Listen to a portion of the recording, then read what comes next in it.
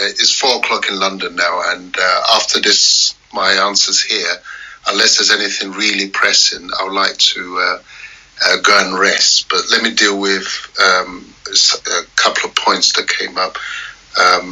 One was from, I think it's Rowan, artificial construct. That Nigeria is an artificial construct. The point about the artificial construct has everything to do with Berlin.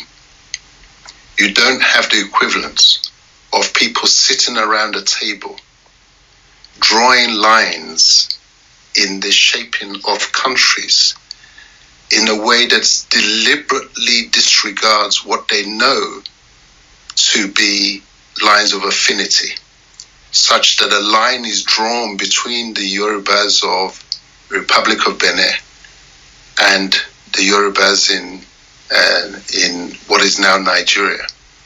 This is deliberate, conscious mangling with a view to control. That is one dimension of the artificiality. It's not that they did not know that the languages were the same when they were drawing those borders. We did the same as far as the state boundaries, even within Nigeria, where the military would deliberately draw lines across clans or tribes within the Igbo space, within the Yoruba space, within parts of the north, that will leave some outside of the line and some inside of the line.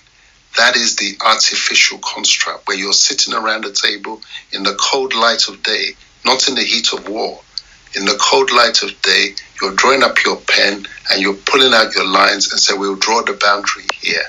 So please, there's no equivalence as far as the countries in Africa is concerned. They are artificial. The other aspect of the artificial of Nigeria is what I referred to earlier, which was the secret treaty that was drawn up by which the Islamic strip across the north was deliberately brought in. The British had now established by 1898 that the 1900 they had declared a protectorate over southern Nigeria, over the Christian parts. They now entered into a special arrangement to bring in what we now know to be the caliphates, because that area was supposed to go to France. That is artificiality in action. Deliberate conscious, knowing that to go and combine Islamic territories with Christian territories, there was no other strategic purpose. There was no resources in that northern Nigeria space that can rationalize the decision to now bring that territory within the Nigeria, except to create what we now have, which is the internal division and conflict that enables the control and the resources to be enjoyed at leisure. So that's the answer to anybody saying that all nations are artificial. Let's just say that some are more artificial than others. And the countries, Nigeria, a prime example, right across Africa, whether it's South Sudan, North Sudan, artificiality, sitting around the table and drawing the boundaries. The other point was AIG, are African leaders conspiring with the Brits? The reality, somebody touched on it earlier. All political orders have winners and losers. Even as the vast majority of Nigerians are complaining right now, they are, of course, winners who will conspire with those who will put them in power in order to enjoy what they would not otherwise be entitled to enjoy. So yes, there have always been conspiracies between some leaders, against their peoples. Obi's point about they came without support, please don't say that. When you understand the real history, you would not say that. that as if we invited them in. Heavens no. What happened was that taking advantage of some of the people who had been unfortunately caught up in the slave trade, I explained this earlier, as part of their so-called liberation, those ones were now used as pilots to come in. Nobody invited them. It was people like the Ajayi Crowthers were now co-opted into, unbeknown to them, they did not know the larger project. But what they found was that they were told that their people were ungodly, and this is what had brought the suffering of the slave trade to the land. They were now converted to the true gospel.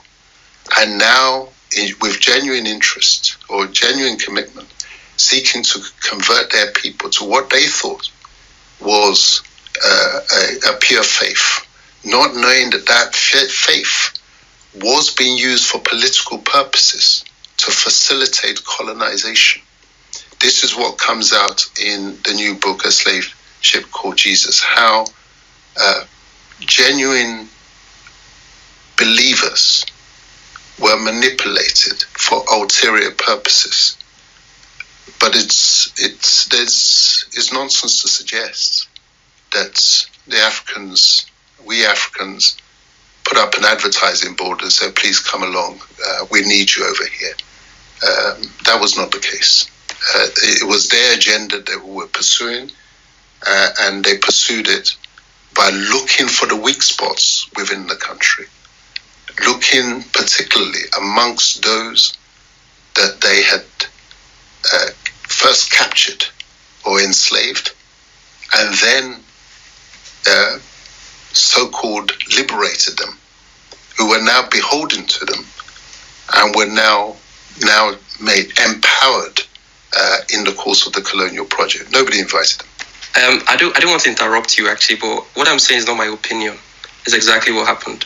So I'll give you the very first example. The first colony in Nigeria is Lagos, 1861. Oba and Oba Akintoye.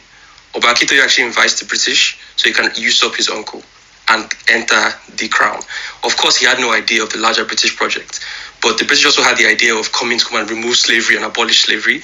But then he did invite the British, and they came, supported him, and he became Oba of Lagos. Like, it's facts. It actually pains me as well, but I think it's very important to acknowledge this part of our history, because we also see these people in real time, in the present, that are still selling us out to all these international organizations. So let's acknowledge that and let's move forward. Do you understand? That's not correct. That's not correct. Wait, hold on. Yeah, that's not correct. Wait, everybody, hold on. Obi, true question. Kind of generally, but I know. I want Mr. Dele to just give his point of view on that, or whatever you want. But you're our guest, so yeah.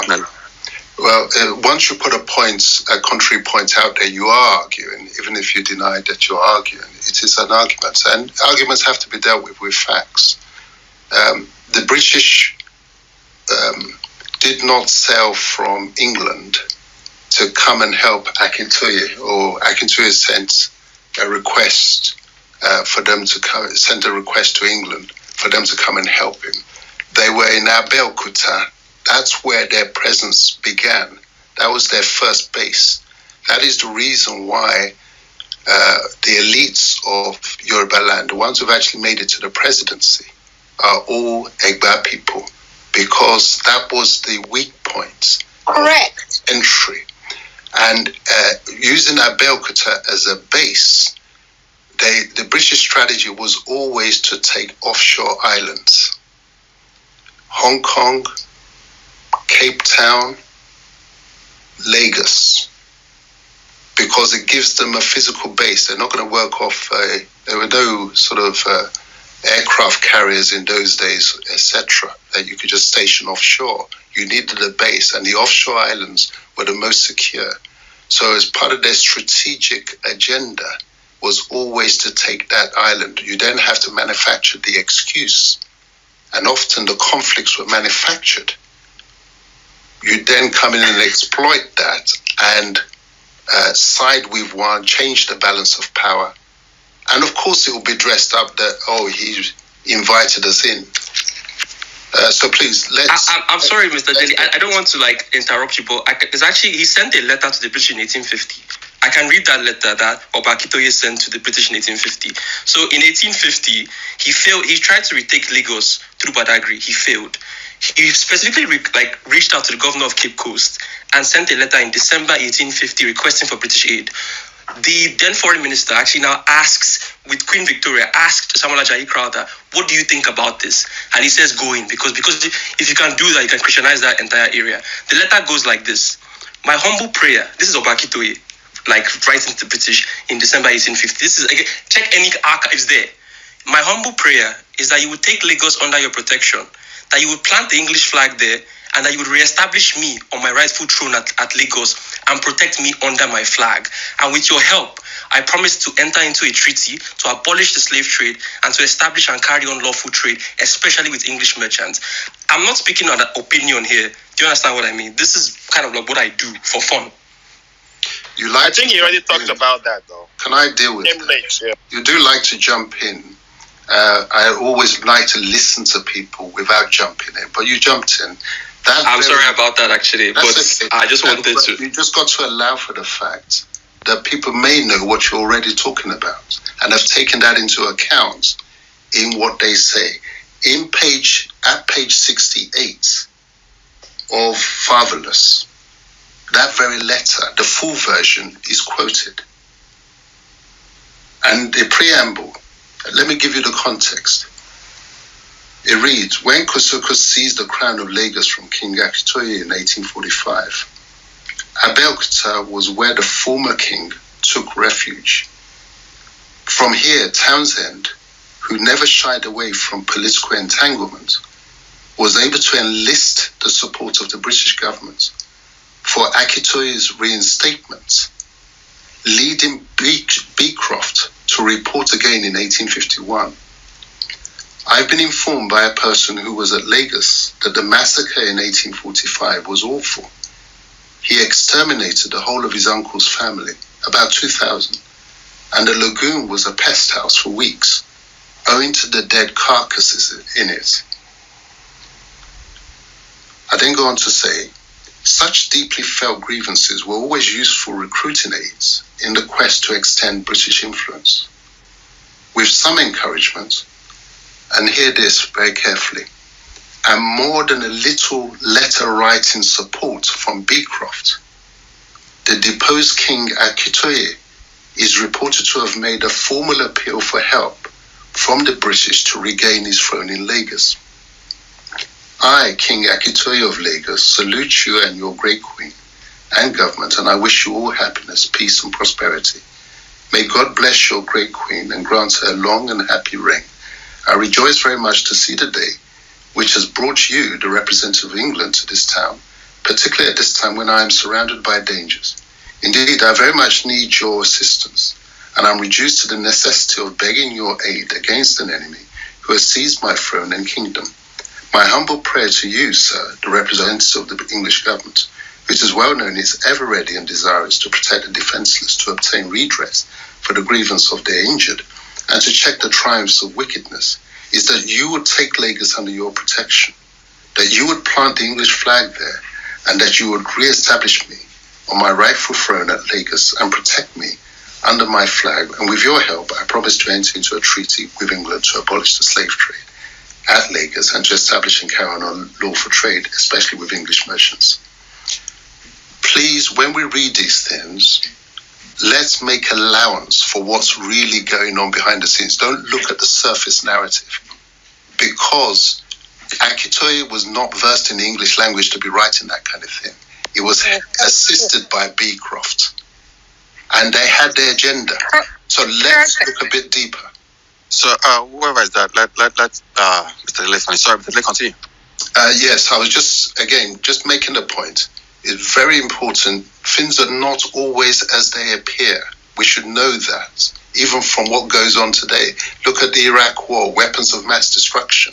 That was an excuse, we now know, for the real agenda, which the commitment had already been made, we're going to attack Iraq. And yet you need a different narrative to cover the story. And if you follow the headline narrative, the official narrative, you get lost in the understanding and the analysis. So nobody invited them. It was agenda, conquest, and this was just part of the process. It's been a joy to join you all. I look forward to joining you again, but it is almost 4:20 in London now. And, Mr. Dele, can I ask you one question before you leave, please? Just one question. Just a quick one. Wait.